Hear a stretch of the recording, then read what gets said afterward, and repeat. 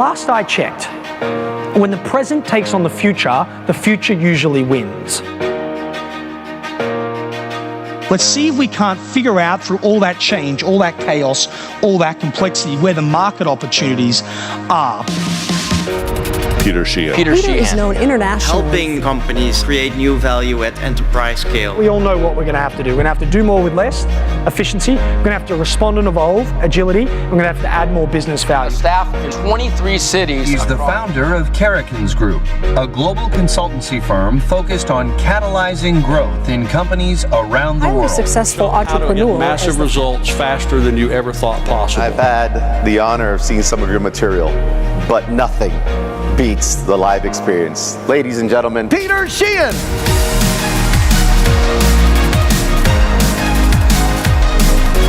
Man, do you remember the good old days? You've not seen this behavior ever, right? Companies that elevated themselves above the competition in chaotic markets and took chaos and created opportunity instead of taking chaos and creating chaos were the ones that refused to believe that the external circumstances drove their internal success. They fundamentally believed that they had the ability to create their future.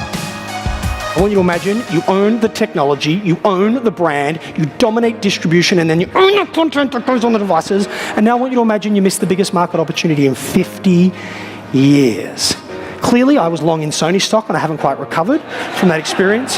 Yeah? The problem was not that we didn't see the future. The problem was that nobody at Sony talked to each other anymore. He said the more the market changes and disrupted, the more the opportunity is in the cracks. The money gets made here during times of change, and the job of the leader is not to sit above it, but to be the glue that brings all of our capability together. Because your consumer does not care how you're structured in an omni-channel world.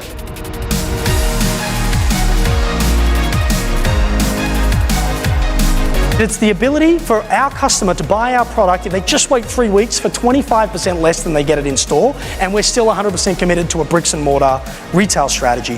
That's the problem she had to solve. Listen to what they did. If you take the jacket off the hanger, the two flat screens closest change their imagery. The first one shows you the artisan making the garment, because if you're going to spend $2.5 grand on a raincoat, you better have a really good justification for that irrational spend, all right? People who have grown up to be really good with a hammer tend to think every new opportunity is a nail. They try and shoehorn the new future into the old go-to-market model, when what they really need to do is evolve the model. And what Burberry have gone on to do is build the most powerful CRM engine in luxury goods. And it was inspired by this risk they took by moving into the very thing that disrupted them the most. You're in an accident. It's not that bad, but you're bleeding. You've called the paramedics, the ambulance, you've called the police, you're waiting for them to arrive.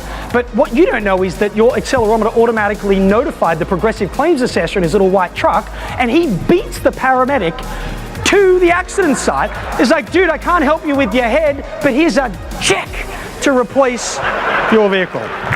Get your teams aligned behind efficiency. Don't fight it, don't defend against it. This pressure to do more with less is not going away. Don't freak out about it. It's like getting stung to death by the same bee. It's just going to keep coming back. Go with it. And the two things you want to do and get people focused on is, number one, don't get attached to your role, don't get attached to the particular process, don't get attached to the platform that you use, get attached to the outcome. That's point number one. Point number two is, when you start thinking about that outcome, we're going to talk a lot about outcomes in a bit, put the customer right in the center of that and then work your way out, because you could find ways to deliver better support and create a better customer outcome and spend less money doing it. You can't out Amazon. You can't out Walmart. Great companies know exactly how they're going to win. And then they put every single dollar they have and every single time unit they have to invest in amplifying that value proposition.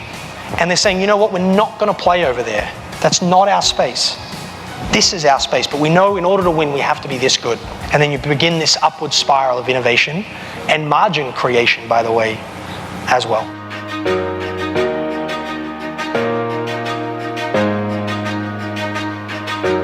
You see over and over and over again businesses facing complexity. So what people do is they run harder and harder and faster, and as the sales cycles get longer and longer, they try and fill the pipeline quicker and quicker. No, what Adobe did was, let's not just work hard, let's do the hard work. And the ultimate problem a marketer has, which is the vast majority of their clients, is not how do I make pretty images. The actual problem is half my marketing works, I just don't know which half. So let's solve the higher order problem for the customer, which is we're going to help you figure out which half of your marketing works so you can double that spend and kill the other. Having the management risk appetite to learn about that and lean into that complexity is where you create differentiated solutions. You go through simplistic, past complexity and too simple, and you use that insight, you use that vision of the future, you use that intellect to get you deeper with the relationships you have with your client, where you're not just thinking about you and them, but you're thinking about the entire value chain, understanding the user experience, building intimacy, elevating yourself above the RFP process into this strategic trusted partner. And then you take that to solve the real problems, not today's problems, but tomorrow's problems. And you focus on the outcome, and you're willing to get creative in your model, in how you go to market, how you engage to get the outcome, irrespective of your historical inputs.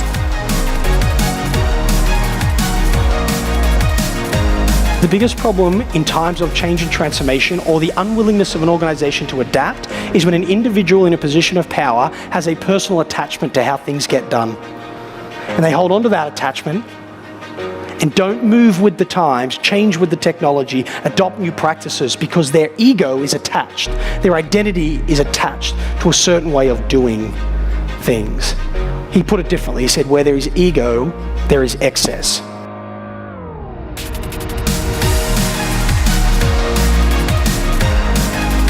Organizational transformation is not about big decisions, it's about the accumulation of aligned, smaller decisions that stack up to the bigger vision. The organizational decision is merely the promise of value, and that actually the realization of value sits in the individual decisions that tens of thousands of people make every single day. At some point, we've got to stop talking about what has to change and start focusing almost exclusively on how we're going to get people to go on the journey.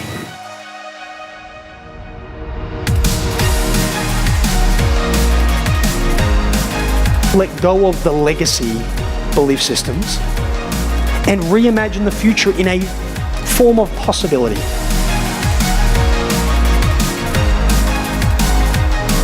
Don't change because it's going to hurt if you don't. Change because it'd be magnificent if you do.